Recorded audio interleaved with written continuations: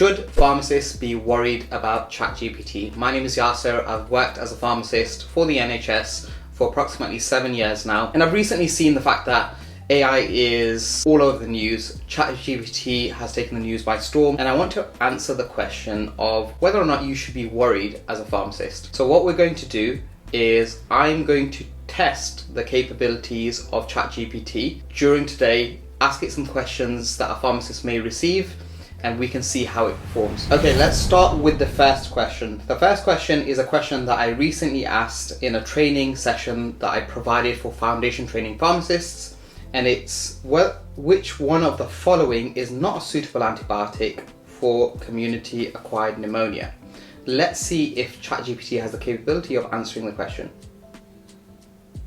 So it's immediately picked up on the fact that fidaxomicin is not typically used for the treatment of pneumonia. Fidaxomicin is in fact indicated for C. difficile infection, which you can see that it's picked up on immediately. It knows that it's a narrow spectrum antibiotic, and this is interestingly a question that a lot of the trainee pharmacists got wrong. So very interesting to see the results there. Moving on to the next question. So let's ask ChatGPT some questions about sepsis. So I want it to define sepsis, and I've given it 5 options. So you can see immediately ChatGPT has picked up on the fact that sepsis is the body's inappropriate response to an infection. A very common misconception is the fact that it is the term used for the presence of bacteria in the blood. The term for the presence of bacteria in the blood is actually bacteremia, and quite often people will get this question wrong and they will pick C instead of E. Sepsis is in fact your body's inappropriate response to an infection rather than the infection itself. And it's identified that while sepsis can be caused by a bacterial infection, it can also be caused by viral, fungal or parasitic infections. Additionally, sepsis can be triggered by a non-infectious source. So very interesting responses there. Now this question is slightly different. This question is identifying which of the following is not a red flag for sepsis. So I am very interested to see the response here.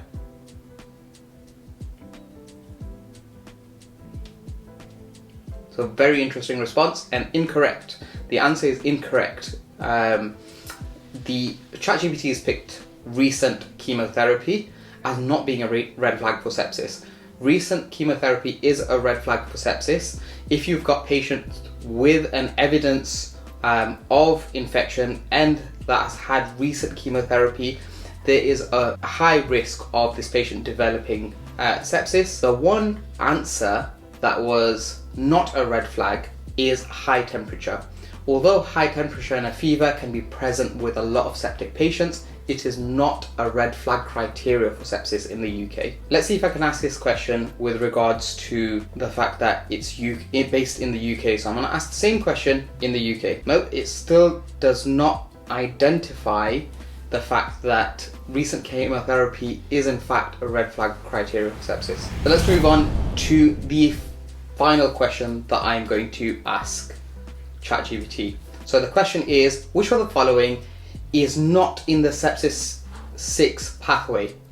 This is immediately identified that D is in fact not in the sepsis 6 pathway, which is giving IV vasodilators. Giving IV vasodilators would in fact exacerbate the problem.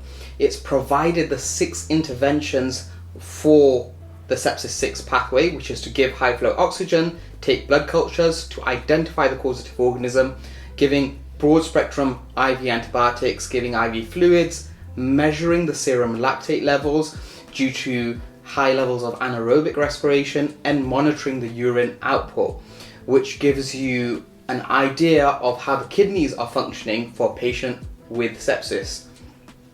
Quite often, one of the concerning signs is if a patient cannot produce urine whilst they're septic, because this can indicate to you poor tissue perfusion in the kidneys, which means that the kidneys are not receiving a sufficient amount of oxygen. Very concerning for a patient with sepsis. So these are very interesting responses. Now let's answer the question, should pharmacists be worried about ChatGPT? Well, what is ChatGPT essentially?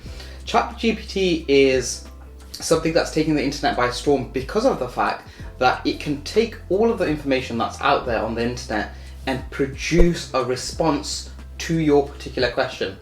It sort of saves you from going through lots of different articles, websites, trying to find the source that's important and needed for answering your question reliably. So you don't have to do all that searching and you get that answer immediately. What are the risks of getting an answer immediately?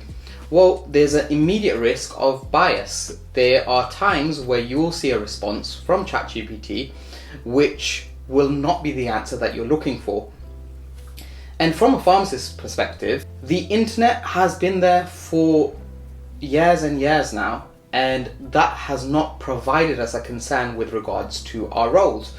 ChatGPT can be a useful tool for patients to look up any questions that they have for particular conditions. However, there's always a risk of them getting incorrect answers, and quite often it struggles with taking a comprehensive view at the patient's care.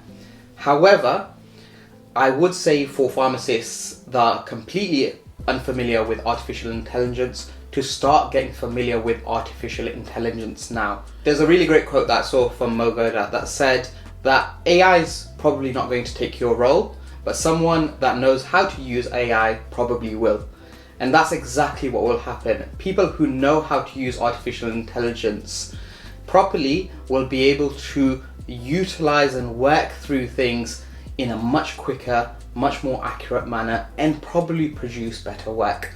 So it's something that you need to be acquainted with. However, personally, I'm not concerned with artificial intelligence replacing pharmacists, but it may be used as an aid to make us work better. Thank you for watching. Subscribe if you liked the video, and I'll see you in the next one.